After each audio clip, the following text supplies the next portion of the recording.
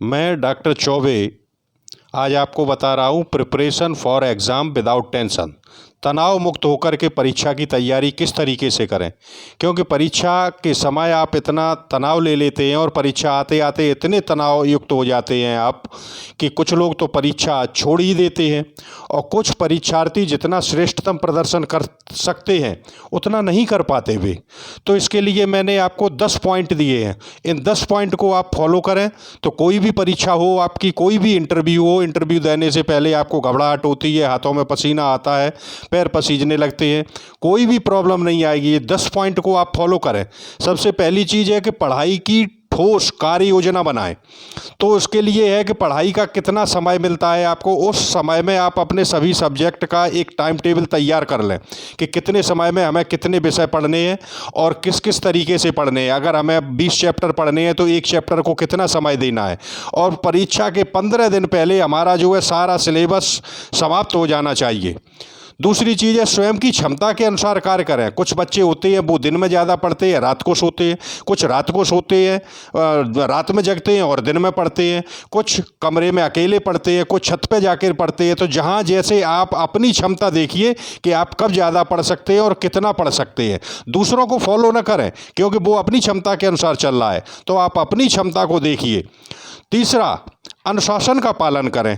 अनुशासन से तात्पर्य हमारा ये है कि नियमित, रेगुलरिटी प्लस हार्ड वर्क, यानी अनुशासन में आपको रह कर के कार्य करना है। जी नहीं अव्यवस्थित तरीके से पढ़ रहे हैं, कभी नहाना नहीं, कभी धोना नहीं, कभी समय पर खाना नहीं, ये नहीं। हर चीज़ अनुशासित होना चाहिए, टाइम टेबल होना चाहिए, इतने बजे से इतने बजे तक हम ये कार्य करेंगे, उसके अनुसार कार्य करें। नंबर 4, नोट्स समय पर बनाएं। तो समय पर इसलिए बनाएं कि परीक्षा के पहले आपको नोट्स बना लेना चाहिए। लिखने से अभी वैज्ञानिकों ने ये सिद्ध कर दिया है कि आप कंप्यूटर पे पढ़ें या लाइब्रेरी में पढ़ें, उससे उतना आपके जो है माइंड पे दबाव नहीं पड़ता, माइंड क्रिएटिव नहीं होता आपका।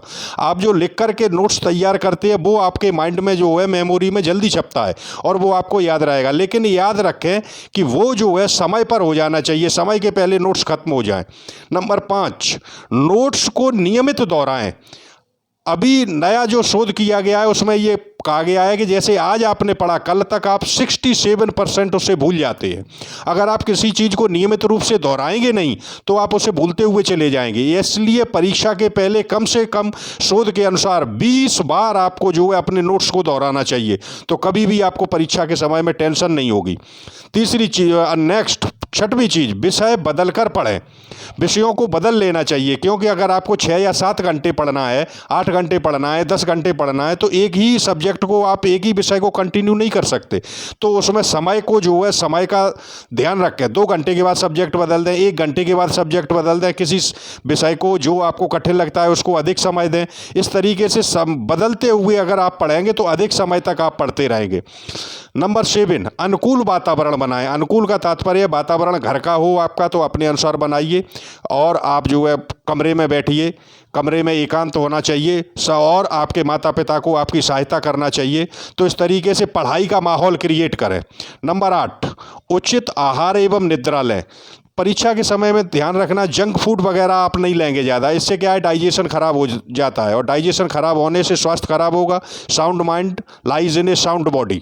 तो शरीर को स्वस्थ रखते हुए जो है आप और नींद पूरी लें, क्योंकि नींद लेने के बाद मस्तिष्क को अतिरिक्त ऊर्जा प्राप्त होती है और ऊर्जावान होकर के आप पुनः फिर पढ़ने लगते हैं। नंबर 9, परीक्षा के समय अनावश्यक कार्यों से दूर रहें। अनावश्यक कार्यों से तात्पर्य इसमें सबसे बड़ी व्यवधान उत्पन्न होता है एंड्रॉयड फ़ोन आपका, इसे आप अपने आप से दूर रखें, टीवी से दूर रखें। बुरे मित्रों का साथ न करें, गप्पे न लगाएं, और बुरे मित्रों के साथ से अच्छा है कि आप अकेले रहें। तो इन चीज़ों को अवॉइड करते रहें।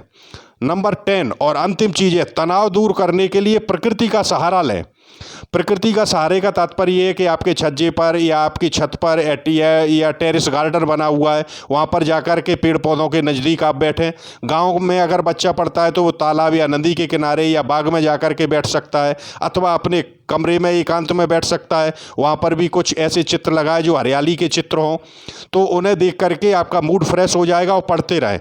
लेकिन इसके साथ साथ अभिभावकों का भी ये कर्तव्य बनता है कि वे अपने बच्चों पर सर्वाधिक नंबरों या अच्छा परिणाम लाने के लिए अनावश्यक दबाव न डालें। अपनी अधूरी महत्वाकांक्षाओं को बच्चों के कंधों पर न डाल करके उन पर बोझ न थोपें।